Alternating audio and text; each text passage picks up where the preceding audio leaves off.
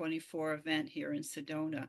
You'd Yes. mentioned that your first contract agreement with our world was with Anima.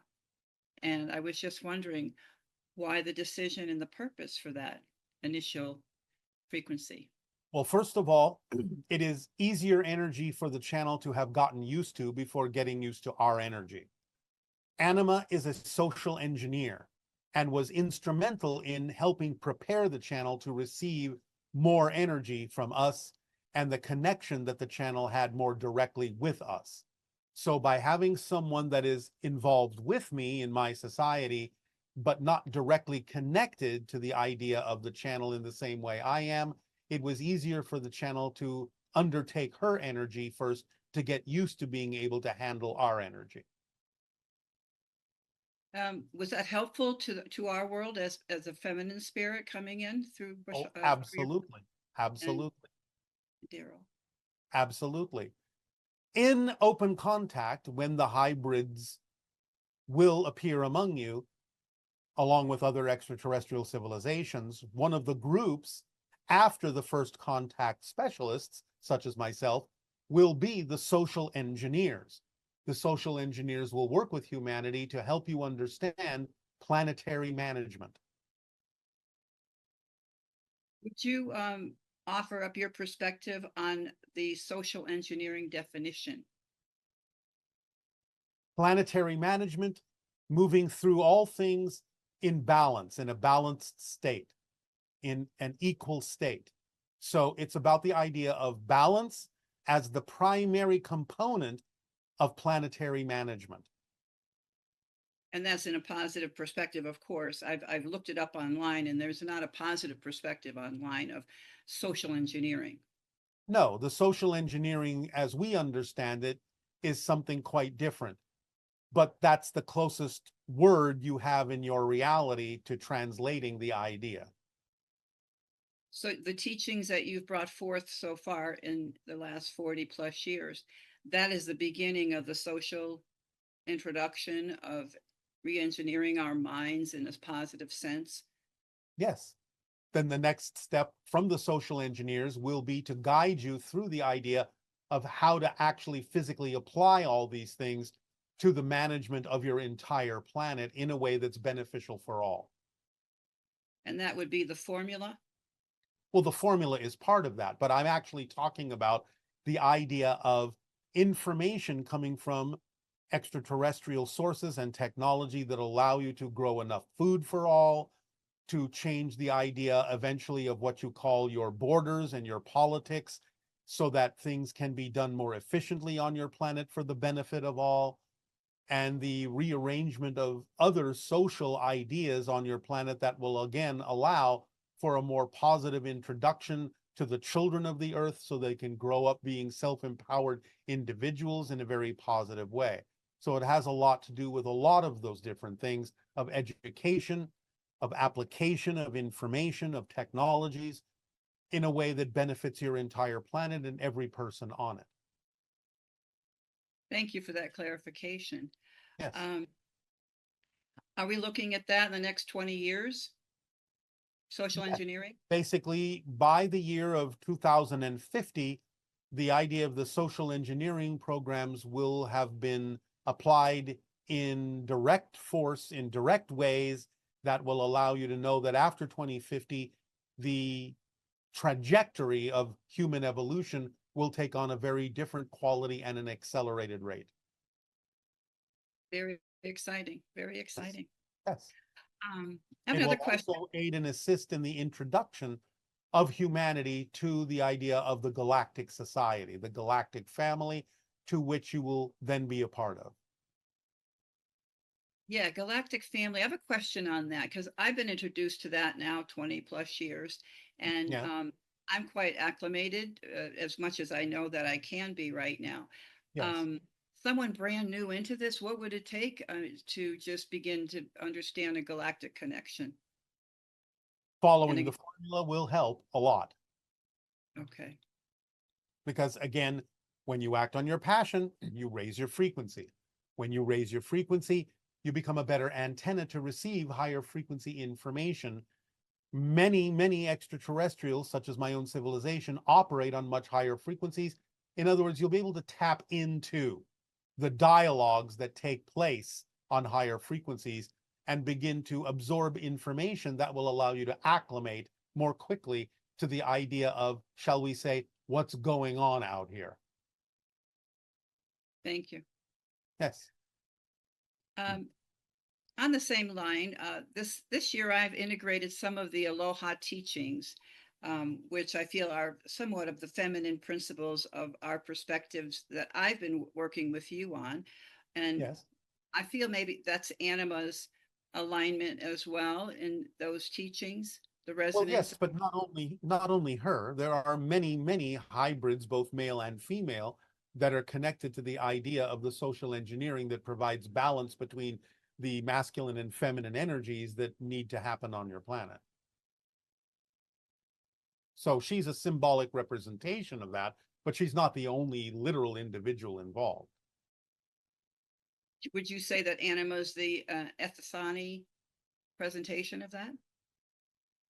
It's not the only Essassani presentation of that. She's not the only one from Essassani doing that. It's just that you can use the idea of anima as, in your language, the expression of a male energy through a female, as opposed to animus, which is the idea of the female energy through a male. So it's simply generically representational of a balancing of those energies. So you can use it symbolically that way, but we're also talking about the fact that she is literally an individual in my society who is a social engineer, but she's not the only one that will be involved with your planet when that time comes. So you can refer to her in general that way. I'm simply saying she won't be the only entity from my civilization to be involved with Earth in terms of the social engineering aspect. Thank you. I understand. Then we thank you for the co-creation of this interaction. Our unconditional love to you. Aveo. Aveo. Thank you. Hello, my love and gratitude to Darryl and Bashar for this co-creation. We thank you and good day. 4 decades of my life were spent working on computer software. When I was in high school, I was fascinated with computers. And the thing that got me hooked on computers was a text-based game called Adventure. And that game was a simulated game world, and you could use commands to navigate the world. And I've always wondered if this was a simulation. And part of my interest in computers, I think, was part of this interest that I have in understanding reality. And so one of the questions that I have is regarding computers, and is this reality in some way related to a computer executing a virtual reality? For example, in computer science, we have something called a quantum. And what that means is it's a time slice within a time-sharing computer. And so within that quantum of time, something could be rendered into a reality. And so, my question is, should I consider that this simulation we are in is a computer simulation in a quantum of time rendered a billion times a second? No, it's your simulation collectively. Your spirits, your souls are creating the simulation. The idea of the existence of your computer programs is a reflection in your technology of what you are doing organically, spiritually. So it's a reflection of the idea of what you're creating. You're creating the simulation, but your technology will reflect that idea. Okay, thank you for that. We thank you. Aveo. Good day.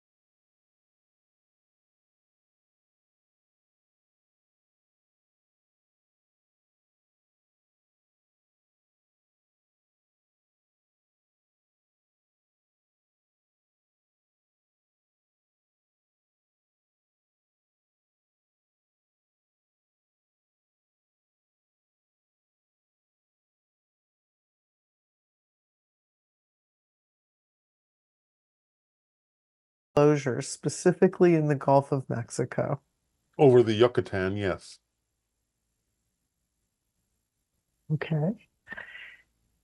And you have many followers in Europe, but they feel the greatest number of UFOs are happening in America. Why is that? Is it because of the environment or the energy here that it's not suitable for them? No, it's because the United States, more than almost any other country, refuses to accept the reality of UFOs. Therefore, we have to show off more often that we're here. Okay, and as your sensing goes, are we still on track to have contact within 5 years Yes, or open contact? yes. Okay. And now that we've navigated ourselves to a timeline of open contact within the next 5 years, why is it important to continue with the Interstellar Alliance social experiment? Because it will determine the way in which you experience open contact, making you more vibrationally compatible to experience open contact in certain ways rather than not being as vibrationally compatible with open contact and experiencing it in other ways. So it gives you more opportunity.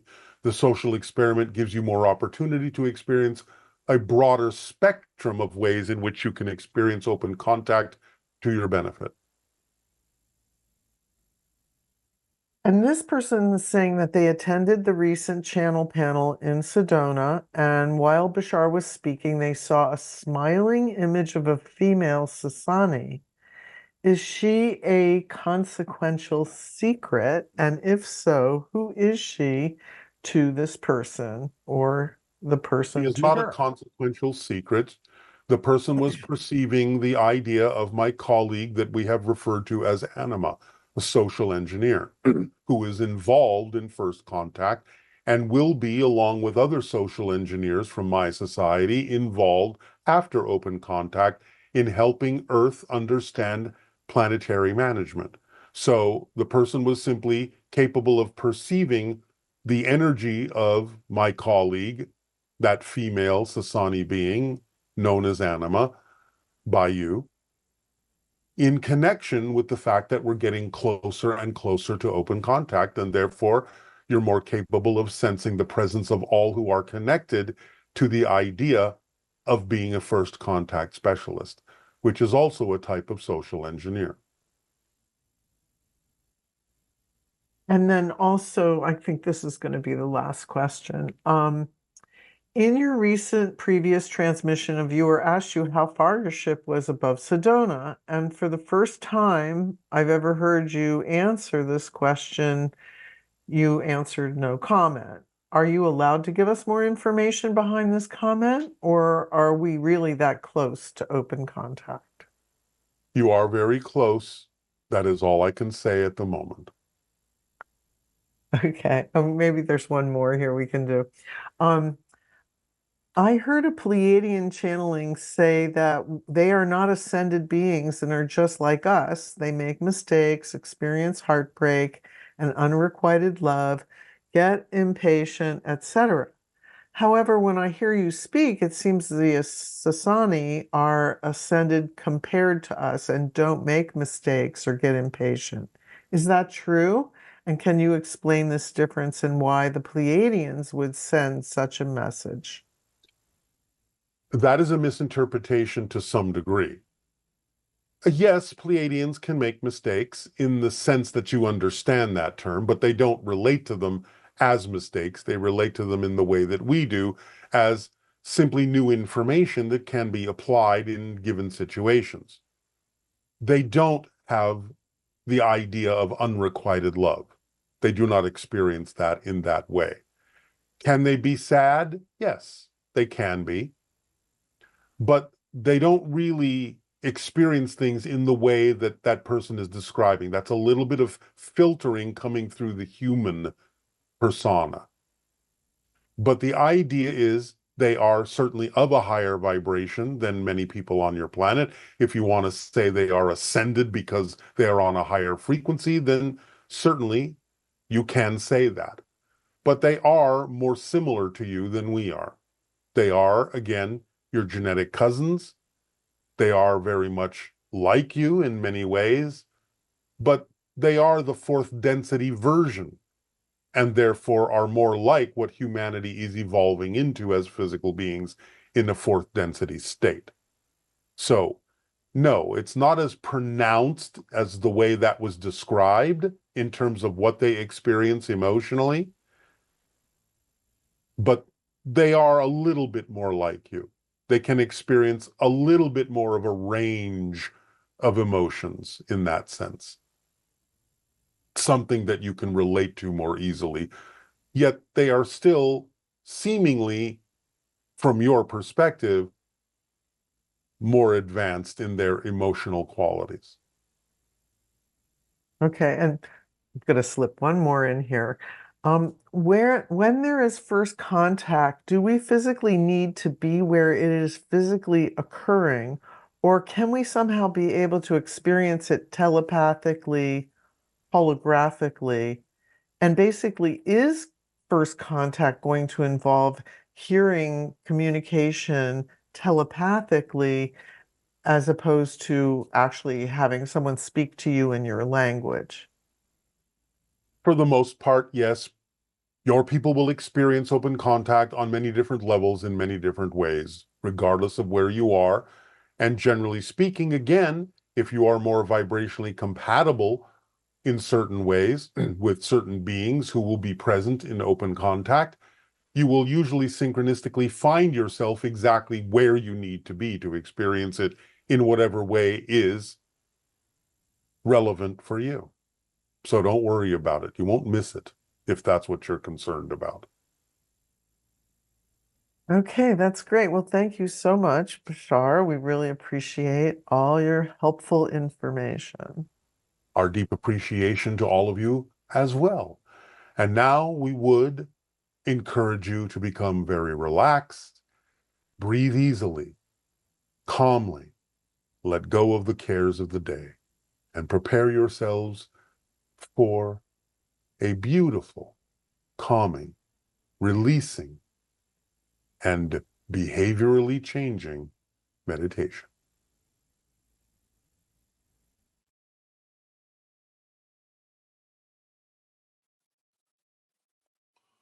All right, so now we will allow you to allow yourselves to become relaxed, let go of the cares of the day, breathe deeply and easily, and allow yourselves to focus inwardly on the idea of letting go of consequential secrets and feeling the relief and the release, no longer carrying the burden and the weight of that secret, no longer worrying about the idea of exposure, letting the past be the past,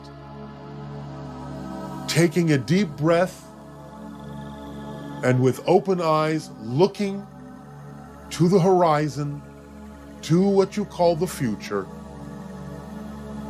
of higher frequency energy, of joy, of love, of light, of freedom, of open contact, changing the behavior, putting it behind you. You know that the rewards that will come to you will be much greater than holding on to whatever it is you think is a benefit of continuing the behavior of a consequential secret. Open up to receive that when you let go of the stress that is in your bodies of holding on to this secret, you open yourself up to the possibility of being able to receive higher vibrations that will be far more rewarding than anything you've ever experienced by continuing the behavior of your secret, which you may think creates beneficial experiences for you, and to some degree might have, but will pale by comparison to the benefits you will receive by freeing yourself and your body of the energetic and physical stresses of carrying the burden of the secret with you. Knowing that you are free in that way, that there are no repercussions for you or anyone else of a negative nature by changing that behavior, that you can move forward freely and even actually experience, in certain ways, even more ability than was allowed in the behavior that you were exhibiting. We will not go into detail about what that means exactly, but you will actually find more freedom in a certain way, not the same way, but in a certain way that will allow you to be more your true self and interact with others in a more true self way by claiming that particular station for yourself in a higher frequency energy, in a more relaxed fashion, in ways of connection that will be more natural for you and will bring in more experiences of joy, effortlessness, connection, companionship, and allow you to experience more of the companionship that will come to you from the extraterrestrials that will be involved in open contact. Allow yourself to move forward in a transparent way. Breathe in the feeling of freedom that this will afford you. And breathe out the sigh of release, that you no longer have this weight upon your shoulders, that you can answer honestly to anyone who may ask, no, this is not who I am. I am moving forward. Knowing that they also cannot pursue whether or not you used to behave that way. For again, they will understand the other side of the coin is that they will reap upon themselves the consequence of pursuing the past. Be free. Step forward. Move forward. Allow your body to relax. Allow it to open up. Allow your heart to expand, your mind to expand, and more of your soul to expand and express itself through your physical personality. Do not fear. Do not feel lack. Do not feel loss. All of these things belong in the past. They will not travel forward with you if you truly understand how much you will be capable of expanding, how much you will be capable of receiving, how much joy you will be capable of experiencing, and freedom and light and love by no longer exhibiting the behavior that perpetuates the consequential secrets. And as you see in your society, secrets come to light, and the ability and freedom that comes with it that allows you to take new courses, new paths in life, that allows you to feel the connections that you are making and perpetuating along your life path when you congregate in astral form. You have all planned this all out. Now it is time to do so, for these secrets will come out if they continue. Allow yourself to be free of that worry, free of that burden, free of that probability. Unshackle yourself. Be free. Continue to breathe deeply and understand the importance of what we have discussed today. No more secrets of this nature. Breathe easily, float freely. And in this new paradigm and in this new vibration, come to us so that we may come to you, so that we may together create a new reality of unlimited potential in happiness, joy, ecstasy, love, and light. Our unconditional love to you all. Welcome home. Aveo. Good day.